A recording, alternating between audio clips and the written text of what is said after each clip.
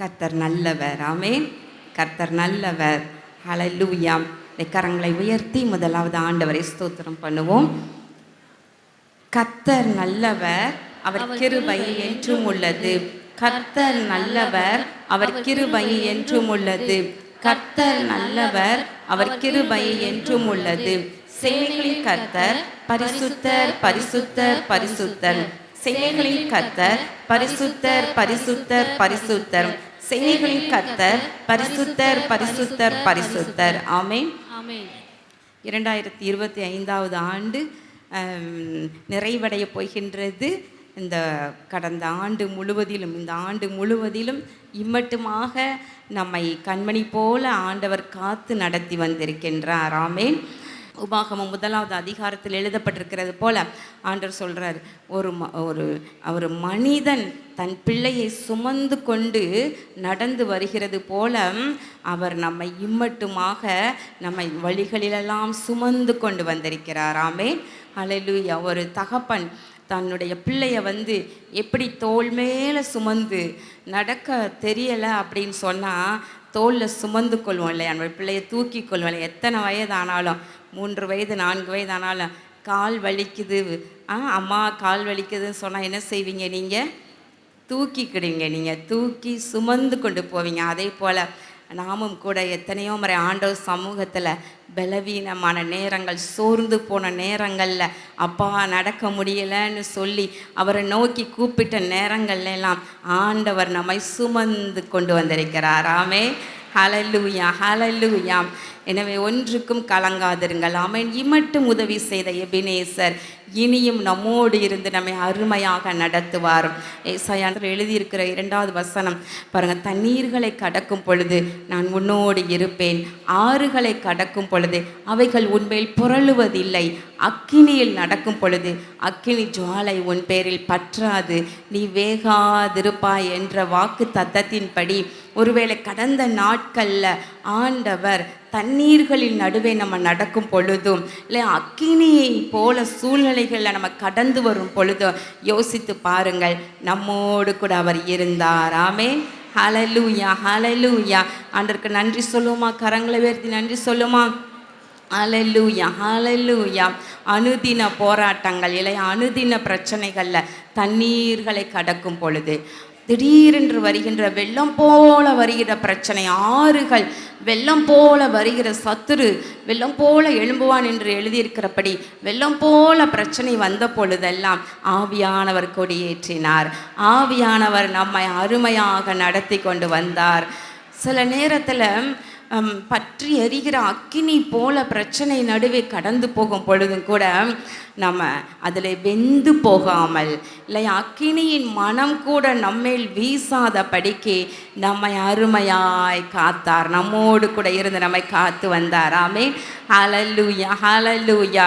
விசேஷமாக இந்த நாட்களை இன்னும் 31ஆம் தேதி வரைக்கும் இன்னும் நம்ம ஆண்டவருக்கு நன்றியுள்ள உள்ளத்தோடு நம்ம இருப்போம். ஆண்டவர் இந்த வருடத்தில் நம்ம எப்படிப்பட்ட சூழ்நிலையெல்லாம் கடந்து வர பண்ணியிருக்கின்றார். தண்ணீர்களை கடக்கும் பொழுதும் சரி, ஆறுகளை கடக்கும் பொழுதும், அக்கினியில் நடக்கும் பொழுதும் உங்களுக்கு தான் தெரியும் உங்கள் பிரச்சனை. நீங்கள் தான் எப்படிப்பட்ட சூழ்நிலையில் கடந்து வந்திருக்கீங்கன்ட்டு உங்களுக்கு தான் தெரியும். அதெல்லாம் யோசித்து பார்த்து ஆண்டவருக்கு நம்ம உள்ளத்தில் ஆழத்திலிருந்து அவருக்கு நன்றியோடு நம்மை துதிப்போம். ஆமென். நன்றி செலுத்துவோம். கர்த்தர் நிச்சயமாகவே அவர் நமக்கு நன்மைகளை கொடுக்கிறவராய் இருக்கிறார். ஒரு வசனம், அருமையான வசனம், ஏசாயா 64:4 வாசிக்க கேட்போம். ஏசாயா 64:4. தேவனே, உமக்கு காத்திருக்கிறவர்களுக்கு நீர் செய்பவைகளை நீரே அல்லாமல் உலக தோற்றம் முதற்கொண்டு ஒருவரும் கேட்டதும் இல்லை, செவியால் உணர்ந்ததும் இல்லை, அவைகளை கண்டதும் இல்லை. தேவனே, உமக்கு காத்திருக்கிறவர்களுக்கு நீர் செய்பவைகளை நீரே அல்லாமல் உலகத் தோற்றம் முதற்கொண்டு ஒருவரும் கேட்டதுமில்லை, செவியால் உணர்ந்ததுமில்லை, அவைகளை கண்டதுமில்லை. ஆமென். இது 1 கொரிந்தியர்ல 2வது அதிகாரத்தில் அழகாக எழுதப்பட்டிருக்குது. 9வது வசனம் என்று எண்ணுகிறேன். அதில் தேவனிடத்தில் அன்பு கூறுகிறவர்களுக்கு நீர் ஆயத்தம் பண்ணினவைகளை கண் காணவில்லை, செவி கேட்கவில்லை, இருதயத்தினால் உணர்ந்ததும் இல்லை என்று எழுதப்பட்டிருக்கிறது. அப்போ ஆண்டவருக்கு நம்ம காத்திருக்கும் பொழுது, ஆண்டவரிடத்துல அன்பு கூர்ந்து நம்ம காத்திருக்கும் பொழுது, ஒன்று நிச்சயம், அவர் நமக்கு ஆயத்தம் பண்ணி வைத்திருக்கிற நன்மைகளை உலக தோற்றம் முதற்கொண்டு ஒருவரும் அதை பார்த்ததில்லை, ஒருவரும் செவியினால் கேட்டதும் இல்லை, ஒருவரும் அதை உணர்ந்ததும் இல்லை, அறிந்ததும் கிடையாது. அப்படிப்பட்ட நன்மைகளை ஆண்டவர் நமக்கு வைத்திருக்கின்றார். ஆமென். ஹல்லேலூயா, ஹல்லேலூயா, ஹல்லேலூயா. அதை நிச்சயமாக இந்த பூமியிலையும் நமக்கு கொடுப்பார், மறுமையிலையும் நமக்கு கொடுக்க வல்லமையுள்ளவராக இருக்கின்றார். ஆமென். நம்ம ஒருவருமே அறிந்ததே கிடையாது.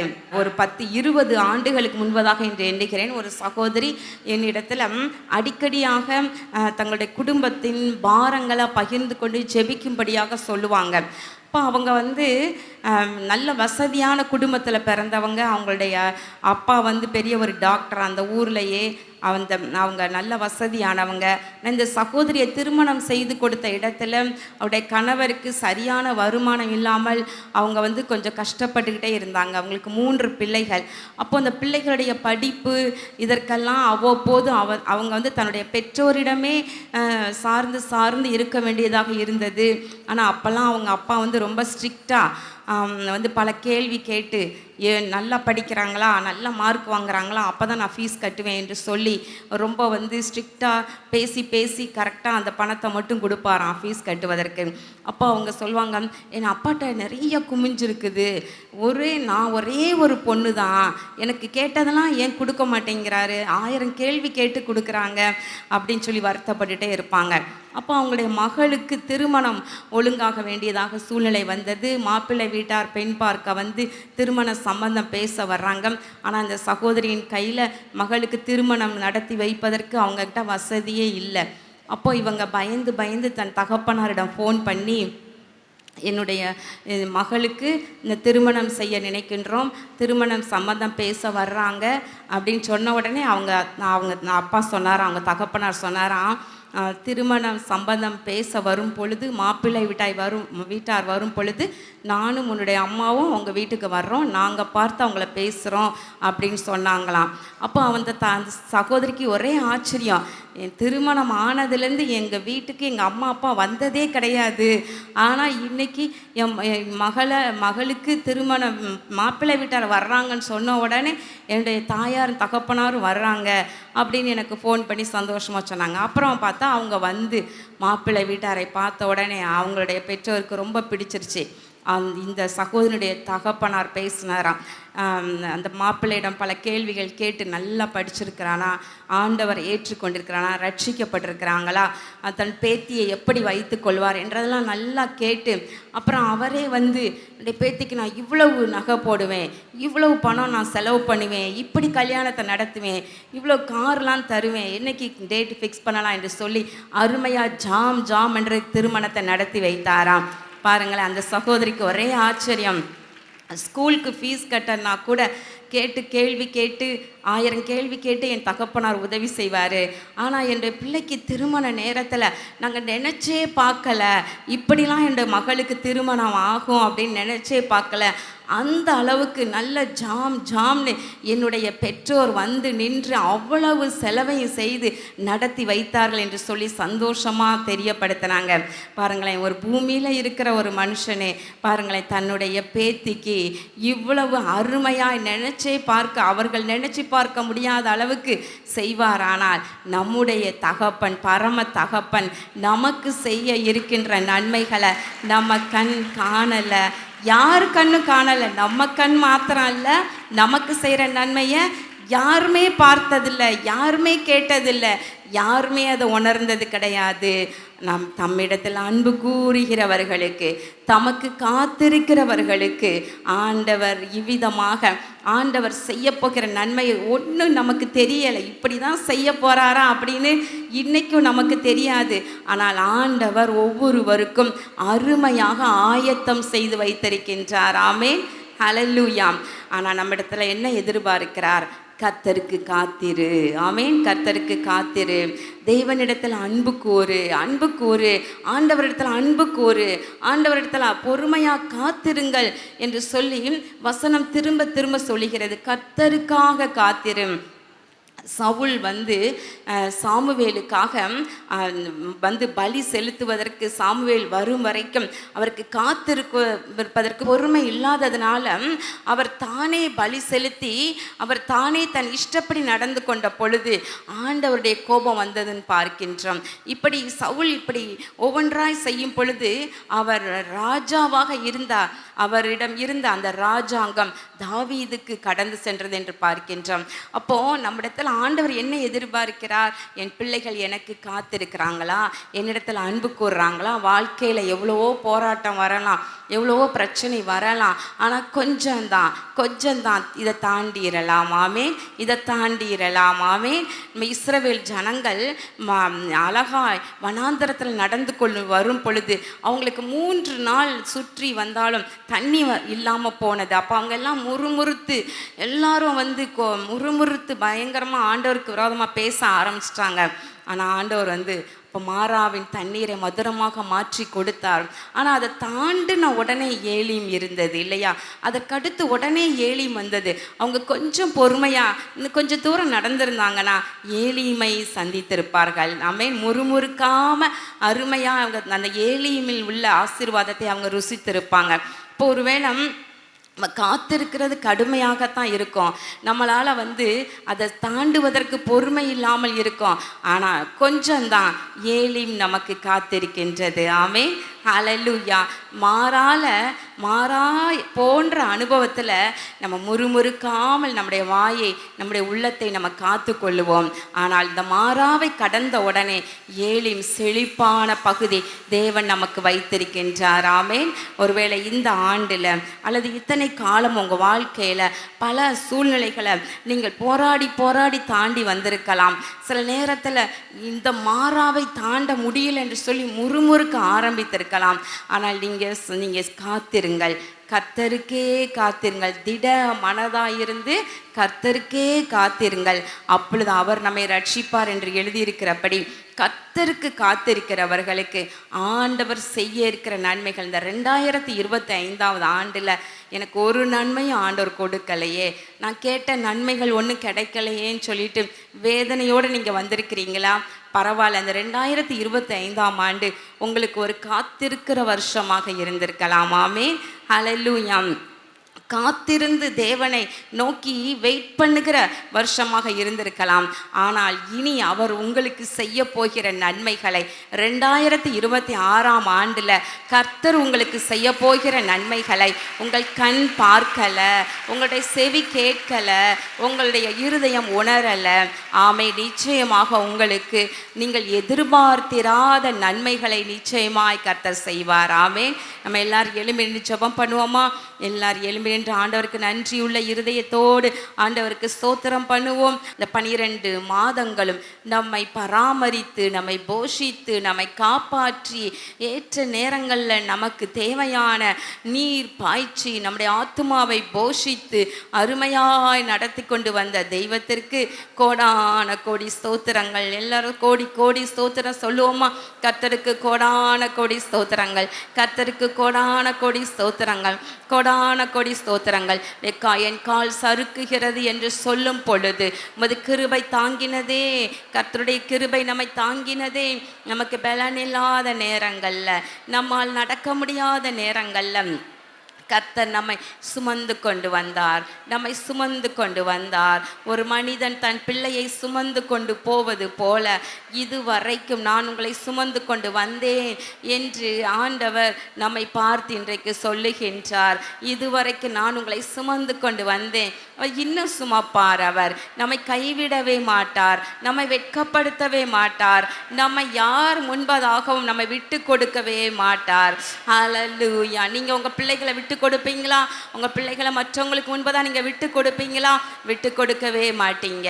உங்கள் பிள்ளைகளுக்கு நீங்கள் என்னெல்லாம் நன்மைகளை சேர்த்து சேர்த்து வைத்து அவர்களுக்கு கொடுக்கணும்னு நீங்கள் எவ்வளவு விருப்பப்படுறீங்க, அதை விட பரம தகப்பன் நமக்கு நன்மைகளை எல்லாம் பார்த்து பார்த்து ஆயத்தம் செய்து கொண்டே இருக்கின்றார். அவர் சவதரித்து கொண்டே இருக்கிறார். சிலுவையில் தன்னுடைய ஒரே பேரான குமாரனைய பலியாக கொடுத்து நமக்கு தேவையான அத்தனை நன்மைகளையும் இயேசு மகாராஜா அவர் சம்பாதித்து வைத்திருக்கின்றார், ஆயத்தம் செய்து வைத்திருக்கின்றார். ஏராளமான நன்மைகள், கிருபைகள், ஆசீர்வாதங்கள், அவருடைய இரக்கங்கள் எல்லாம் திரளாயிருக்கின்றது. ஆண்டவருக்காக வெயிட் பண்ணுறீங்களா, காத்திருக்கிறீங்களா, அல்லது நீங்கள் சவுளை மாறி நீங்கள் அவசரப்படுறீங்களா? ஹல்லேலூயா, வெயிட் பண்ணுங்க. ஒரு வேலை தேடி நீங்கள் பொறுமையாக அலைந்து கொண்டிருக்கலாம். உங்களுக்கு நல்ல வேலையை கர்த்தர் வைத்திருக்கின்றார். உங்கள் குடும்பத்தில் இருக்கிறவர்களுக்கு நீங்கள் ஏற்ற துணையை தேடிக்கொண்டே இருக்கலாம். உங்களுக்கு ஏற்ற துணை இதோ திருமண வயதை தாண்டிற்றே என்று சொல்லி நீங்கள் வேதனைப்பட்டு நீங்கள் ஒருவேளை முறுமுறுத்துறாதீங்க. நீங்கள் தாண்டிருச்சேன்னு வருத்தப்படலாம். ஆனால் நல்ல ஒரு துணையை கர்த்தர் வைத்திருக்கின்றார், ஏற்ற துணையை கர்த்தர் வைத்திருக்கின்றார். இந்த வருடம் முழுவதிலும் ஆண்டவர் நம்மை போஷித்தார், நம்மை பராமரித்தார், நம்மை பாதுகாத்தார். அவர் சமாதானத்தை கொடுத்து நடத்தினார். எத்தனையோ பிரச்சனைகளை சத்துரு கொண்டு வந்து போடலான் எண்ணி அவன் திட்டமிட்டு வரும் பொழுதெல்லாம் தேவன் தம்முடைய வல்லமையினால் அவைகளை சிதறடித்து இம்மட்டுமாய் நம்மை காத்து வருகிறாரே. கர்த்தருக்கு கொடான கொடி ஸ்தோத்திரம், ஸ்தோத்திரம், ஸ்தோத்திரம், ஸ்தோத்திரம், ஸ்தோத்திரம். தண்ணீர்களை கடக்கும் பொழுது அவர் நம்மோடு இருந்தார். அன்றாட பிரச்சனைகளை தாண்டுவதற்கு கர்த்தர் பலன் கொடுத்தார். இன்னும் ஆறுகளை கடக்கும் பொழுது கர்த்தர் வெள்ளம் போல, ஆறுகள் போல வந்த பிரச்சனை, இந்த பிரச்சனையில் மூழ்கிடுவோம், இனி எழும்ப முடியாது என்ற சூழ்நிலை வந்த பொழுதெல்லாம் ஆண்டவர் அருமையாய் நம்மை பாதுகாத்தார், நடத்தினார். கர்த்தருக்கு ஸ்தோத்திரம், ஸ்தோத்திரம், ஸ்தோத்திரம், ஸ்தோத்திரம். அல்லது உங்களால் தாங்க முடியாத அக்கினியில் நடுவில் நடக்கிறது போல சூழ்நிலை ஒருவேளை வந்திருக்கலாம், இந்த வருடத்தில் வந்து போயிருக்கலாம். ஆனாலும் அதன் மத்தியிலிருந்து உங்களை வெளியே கொண்டு வந்துட்டார். அக்கினியில் நடக்கும் பொழுதும் கர்த்தர் உங்களோடு இருந்தார், நம்மோடு இருந்தார். பலவீன நேரம், சோர்வின் நேரம், தேவைகள் நேரம், இவை எல்லாவற்றின் மத்தியில் கர்த்தர் நம்மை போஷித்தார், பாதுகாத்தார், சுகம் கொடுத்தார். நன்றி, நன்றி, நன்றி, நன்றி சொல்லுங்க. உங்கள் வீட்டாருக்கு ஏற்ற நேரங்களில் ஏற்ற நன்மைகளை அருளி செய்தார். எத்தனை நன்மைகளை பெற்று கொண்டிருக்கிறோம். ஒவ்வொருவரும் பெற்றுக்கொண்ட நன்மைகளை யோசித்து பாருங்க. கிடைக்காத நன்மைகளை அல்ல, பெற்றுக்கொண்ட நன்மைகள், கிடைத்திருக்கிற நன்மைகளுக்காக ஆண்டவருக்கு ஸ்தோத்திரம் சொல்லுங்க. ஒரு ப்ரமோஷன் வந்திருக்கலாம் அந்த ஆண்டு, உங்களுக்கு ஆண்டவருக்கு நன்றி சொல்லுங்க. நல்ல ஒரு வீட்டை கொடுத்திருக்கலாம், ஆண்டவருக்கு நன்றி சொல்லுங்க. உங்கள் குடும்பத்தின் பிள்ளைகளுக்கு நல்ல திருமணத்தை நடத்தி கொடுத்திருக்கலாம், ஆண்டவருக்கு நன்றி சொல்லுங்க, நன்றி சொல்லுங்க. நல்ல உங்கள் வீட்டில் ஒரு புதிதாக ஒரு குழந்தையை கர்த்தர் கொடுத்திருக்கலாம். ஹல்லேலூயா, கர்த்தருக்கு நன்றி சொல்லுங்க, நன்றி சொல்லுங்க. நெருக்கத்தில் இருந்து உங்களை விசாலத்தில் வைத்திருக்கலாம், ஆண்டவருக்கு நன்றி, நன்றி, நன்றி, நன்றி. பிரயாண நேரங்களில் கர்த்தர் உங்களை சுமந்து கொண்டார், உங்களை பாதுகாத்தார். செட்டைகளின் நிழலின் கீழாக உங்களை மறைத்து கொண்டார். உங்கள் வேலை ஸ்தலத்தில் எந்தெந்த நேரமெல்லாம் சத்துரு மற்றவர்களை உங்களுக்கு விரோதமாக தூண்டி விட்டு உங்களை மனக்லேசப்படும்படியாக இருந்த பொழுதெல்லாம் ஆண்டவர் உங்களை காத்தார். உங்களை அற்புதமாய் அந்த காரியத்திலிருந்து ஆண்டவர் சமாதானத்தை கொடுத்தார். மேல் அதிகாரிகளின் கண்களில் தயவு கிடைக்க பண்ணினதை யோசித்து பாருங்க. எங்கள் அன்பின் பரலோக பிதாவே, இதோ இந்த நாள் உடைய கிருபையை ஊற்றுங்க ஆண்டவர். இந்த ஜனத்தின் மேலே உடைய கிருபையை ஊற்றுங்க, உடைய இரக்கத்தை ஊற்றுங்க. கர்த்தருக்கு காத்திருக்கிறவர்களுக்கு ஆண்டவர் நீர் ஆயத்தம் செய்து வைத்திருக்கிற நன்மைகளை இன்னும் இவர்கள் பார்க்கலாம் ஆண்டவரே. இவர்களுக்கு ஆயத்தம் செய்து வைத்திருக்கிற நன்மைகளை இன்னும் உடைய பிள்ளைகள் உணரலை, இன்னும் பார்க்கலை, இன்னும் கேட்கலை. அப்படிப்பட்ட நன்மைகள் ஆண்டவரை வரும் நாட்களில், வரும் வருடத்தில், வரும் காலங்களில் உடைய பிள்ளைகளின் எல்லைகளை வந்து சந்திப்பதாக இதோ 2025ஆம் ஆண்டில் பிள்ளைகள் ஆண்டவரே இந்த நிறைவு நாட்களில் சந்தோஷமாய் துதிக்கும்படியாக, புதிய ஆண்டிற்குள்ளாக சந்தோஷமாய் பிரவேசிக்கும்படியாக ஒரு கிருபை வானத்திலிருந்து இறங்கி வருவதாக, பரலோகத்திலிருந்து இறங்கி வருவதாக. இதுவரைக்கும் அவர்கள் கடந்து வந்த கண்ணீர் ஆண்டவரை, போராட்டம், தடைகள், பிரச்சனைகள் ஆண்டவரை அடையாளமே இராதபடிக்கு அப்படி மறைந்து போவதாக, அடையாளமே இராதபடிக்கு மறைந்து போவதாக. தேவன் இவர்களுக்கு பெரிய காரியங்களை செய்வீராக. வருஷத்தை நன்மையினால் முடிசூட்டுகிற கர்த்தர், இதோ இந்த ஆண்டும் அப்படியே நீர் இம்மட்டும் ஆதரித்து வருகிறீர் ராஜா. இதோ கர்த்தாவே, இந்த நாட்களிலே உடைய பிள்ளைகளுக்குடைய இருதயத்தின் வேண்டுதல்கள், விண்ணப்பங்கள், கண்ணீர் ஆண்டவரை, கண்ணீரோடு கூடிய மன்றாட்டு ஜெபங்கள் எல்லாவற்றுக்கும் பதில் கொடுத்து உடைய பிள்ளைகளுடைய வாயை நகைப்பினால் நிரப்புவீராக, சந்தோஷத்தினால் நிரப்புவீராக. ஆண்டவராக இயேசு கிறிஸ்துவின் நாமத்தினாலே இந்த ஜெபத்தை எல்லாம் மிகுந்த மனத்தாழ்மையோடு ஏறெடுக்கின்ற நல்ல பிதாவே, ஆமேன், ஆமேன்.